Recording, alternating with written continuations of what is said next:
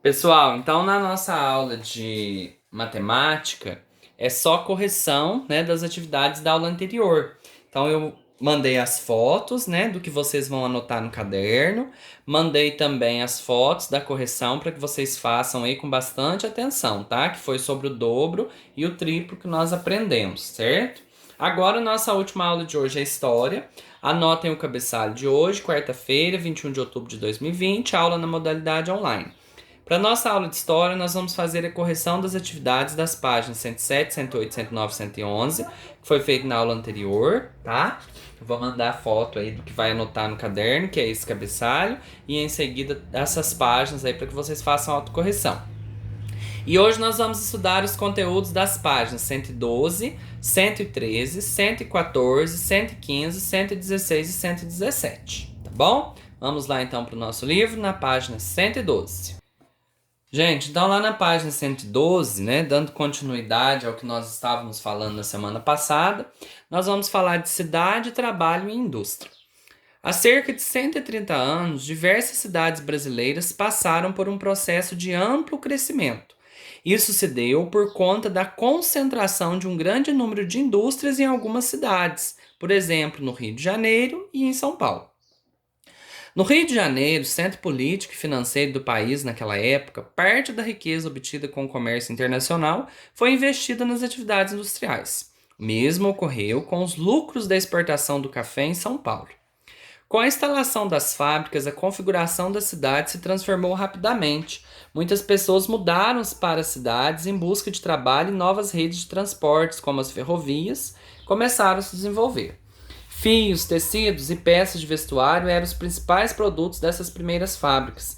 Eram produzidos também diversos artigos para o consumo cotidiano: alimentos, sabão, velas, chapéus, vidros, ferramentas e instrumentos de metal, entre outros.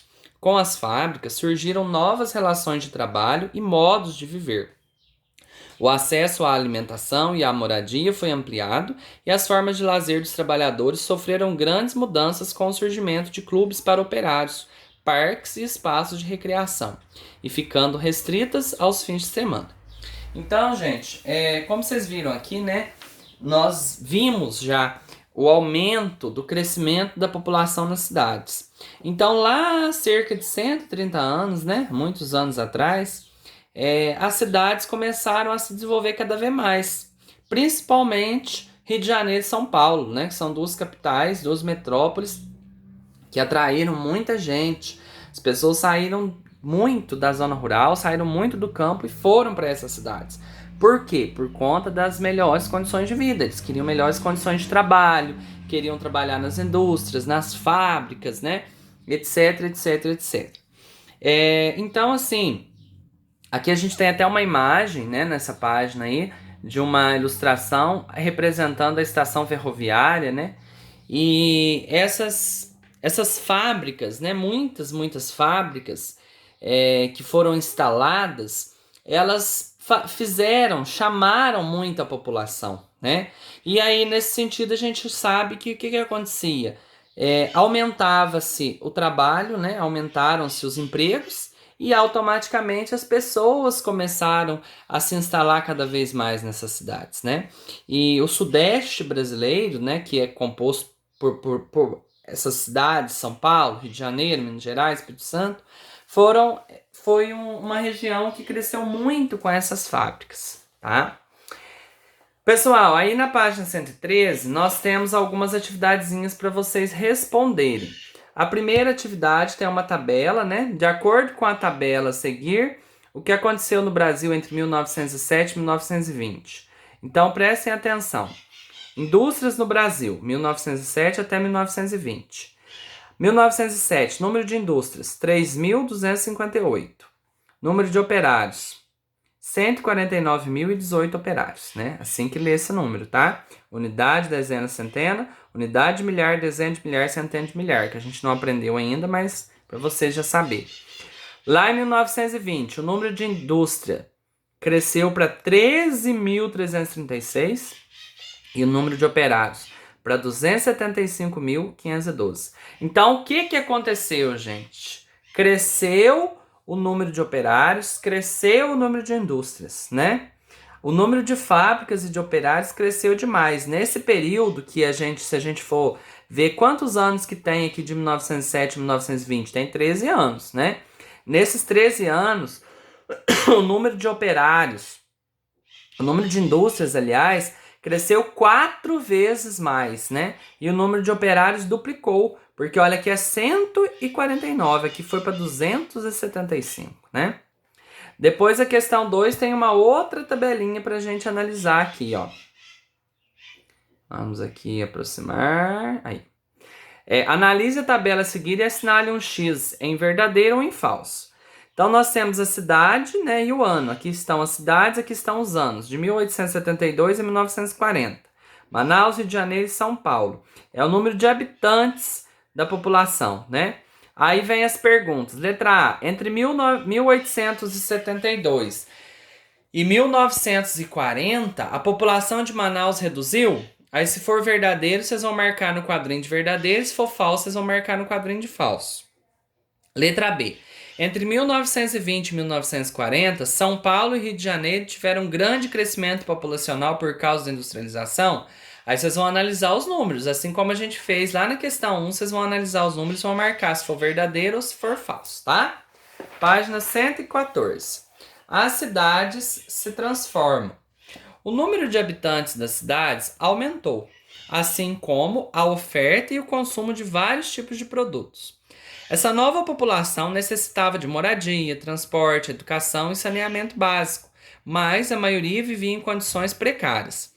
Nas regiões centrais das grandes cidades, muitos habitantes viviam em moradias coletivas, famílias inteiras dividindo um pequeno cômodo, com pouco ou nenhum acesso a água, esgoto ou ventilação.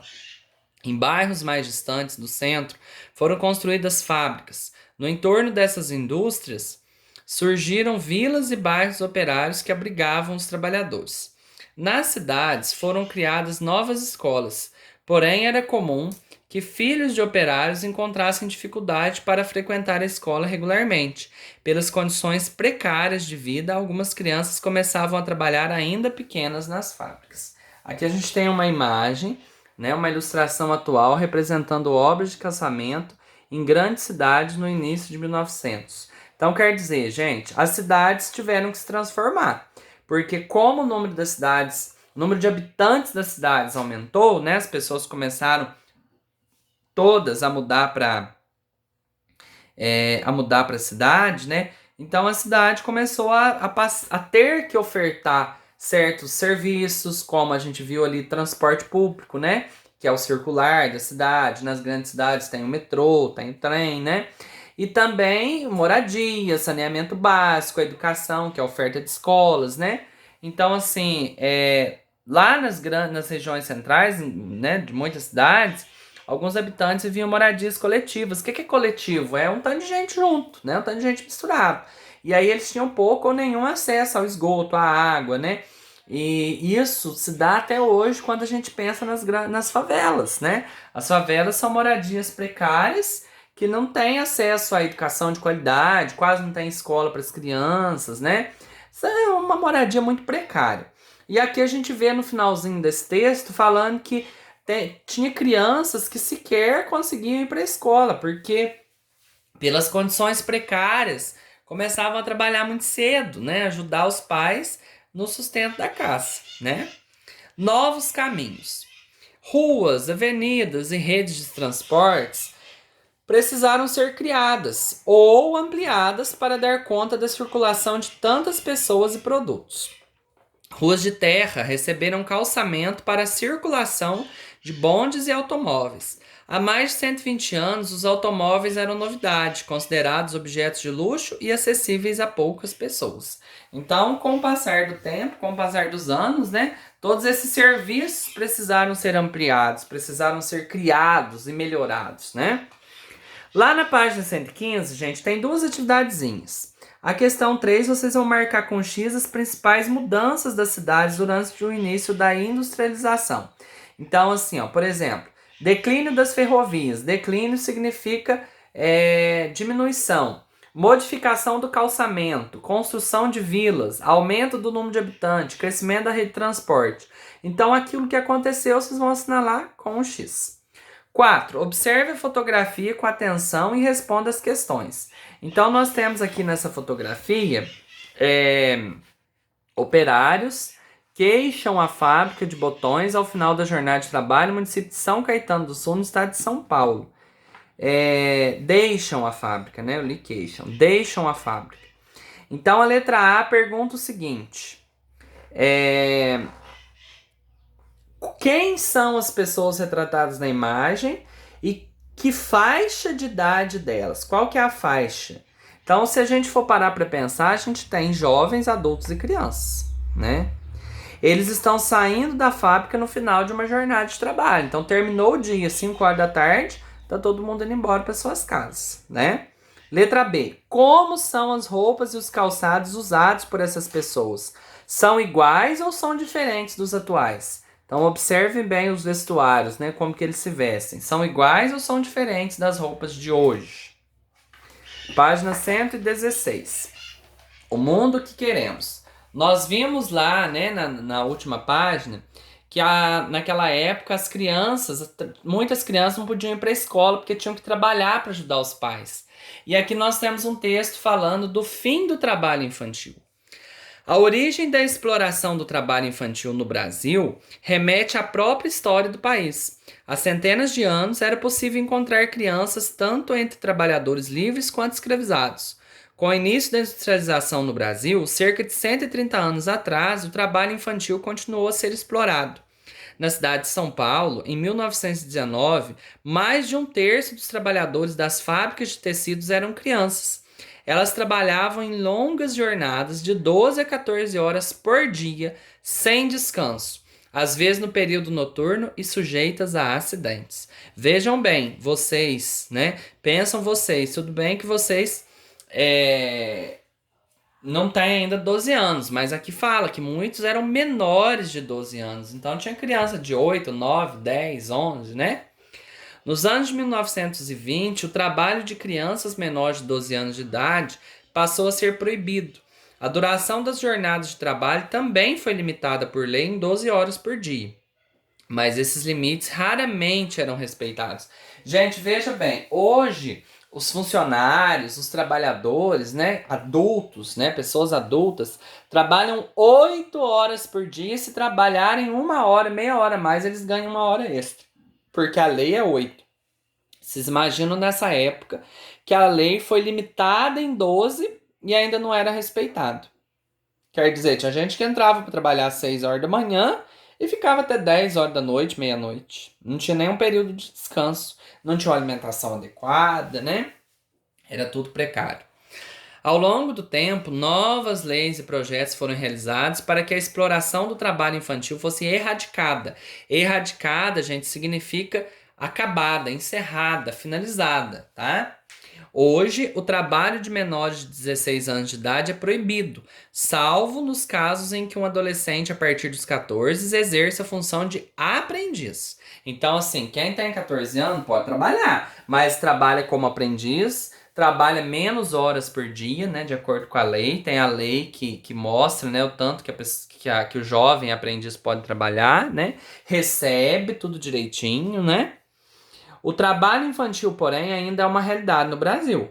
Para sobreviver ou ajudar a família, muitas crianças trabalham nas ruas. Carvorarias, plantações, realizam trabalho doméstico e outras atividades. Em 2015, quer dizer, há 5 anos atrás, cerca de 6,6% das crianças e adolescentes entre 5 e 17 anos de idade trabalhavam.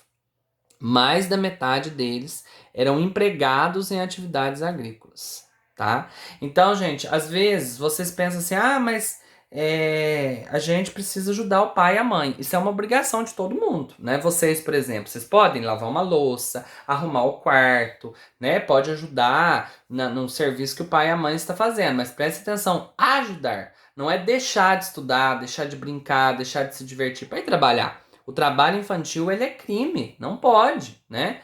Então, assim, ainda hoje existe, a gente vê que nas grandes cidades, quanta criança que fica na rua pedindo dinheiro, vendendo balinha, no sinal, né? É uma exploração, né? Aqui nós temos um cartaz da campanha do Dia Internacional de Combate ao Trabalho Infantil, promovida pela Organização Internacional do Trabalho, em parceria com outras entidades. É uma imagem de 2014, né? Cartão Vermelho ao Trabalho Infantil, né? Unicef. Então é um combate que tem que existir diariamente contra esse tipo de crime, porque o trabalho infantil é um crime, né? É um crime. Aí na página 117, gente, tem duas questões, né, para vocês responderem. A questão 1, como era a rotina das crianças que trabalhavam nas fábricas no início do processo de industrialização no Brasil? Quer dizer, como que eles trabalhavam? Eles trabalhavam muitas horas, né, por dia, não tinha um limite, eles eram explorados demais, né, de 12 a 14 horas, sem intervalo, e eles estavam sujeitos até mesmo a acidente de trabalho, né. 2. Observe a tabela abaixo e responda as questões. E a gente tem uma tabela mostrando a taxa de trabalho infantil a cada 100, né? Então, quer dizer, a cada 100 trabalhadores. Lá em 97, 2001 e 2008. Então, assim, ó, em cada 100 trabalhadores em 97, 17 eram crianças. Lá em 2001, em cada 100, 13 eram crianças. Então, caiu, né? Em 2008, em cada 100, 9 eram crianças. Vamos esperar agora os dados do próximo censo para a gente ver, né? Letra A. Quantas crianças a cada 100 trabalhadores trabalhavam no ano de 1997 e no ano de 2008? Então é só vocês analisarem a tabela. Letra B. Segundo o texto, qual era a porcentagem de crianças e adolescentes que trabalhavam no ano de 2015? Qual que era a porcentagem segundo o texto? Então vocês vão olhar lá no texto, certo? C. A partir das informações da tabela e do texto, o que se pode verificar sobre o trabalho infantil no Brasil? Então, quer dizer, o que a gente consegue ver? Que lá atrás, no passado, era muito maior. Agora diminuiu, mas ainda existe. Quer dizer, o texto usa a palavra erradicado, né? Fala que não foi ainda erradicado, mas ainda existe, né? Aqui ainda fala, ó, não fosse erradicada, quer dizer, não terminou, não teve fim, mas ainda existe, tá? Pessoal, então nós encerramos por aqui nossa aula de história, né? Tem aí a página 117 para vocês responderem, segundo o texto aqui que a gente acabou de ver, do fim do trabalho infantil, e tem a tabela para ser analisada. Na página 115 vocês vão responder de acordo com o que fala aqui na página 114, né? E na página 113, de acordo com o que fala aqui na página 112. São pouquíssimas atividades, tá? Se tiver alguma dúvida é só me perguntar, leiam o texto mais vezes, tá bom? E façam aí com bastante atenção e me mandem fotos.